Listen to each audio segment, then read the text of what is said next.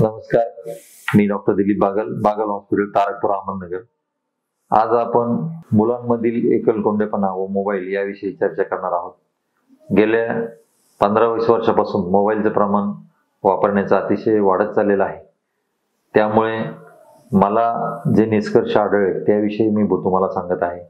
जी मुलं अतिप्रमाणात किंवा जी लोक अतिप्रमाणात मोबाईल वापरतात, ह्या व्हॉट्सॲप आणि इंस्टाग्राम आणि सोशल मीडियामुळे मुलांचा एकलकोंडेपणा वाढत चाललेला आहे. भावनिक व सामाजिक बंधन कमी निर्माण होत चाललेले आहेत. लोकांचं सोशल कम्युनिकेशन कमी होत चाललेलं आहे आणि हे मैत्रीपूर्ण पूर्वी जे एकमेकाला भेटण्याचं प्रमाण हेही कमी होत चाललेलं आहे. यामुळे मुलांमध्ये जे एकलकोंडेपणाचे आजार आहेत, ज्याला आम्ही ऑटिझम म्हणतो, किंवा स्वमग्नता, ह्या गोष्टीचं प्रमाण खूप वाढत चाललेलं आहे.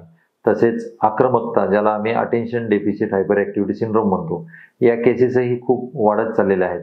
ज्यांची चंचलता, हायपर ॲक्टिव्हिटी ह्या आजाराची मुलं पण खूप वाढत चाललेली आहे.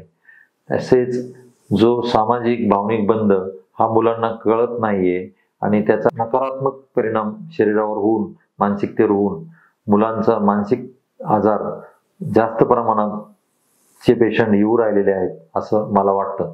त्यामुळं मोबाईलचा वापर व एकलकोंडा कमी होण्यासाठी सोशल कम्युनिकेशन मुलांमध्ये वाढवणं आणि मोबाईलचे ग्राउंड तयार करण्यापेक्षा हे ॲक्च्युअली खेळण्याचे ग्राउंड तयार करणं हे अतिशय गरजेचं आहे असं मला वाटतं. धन्यवाद.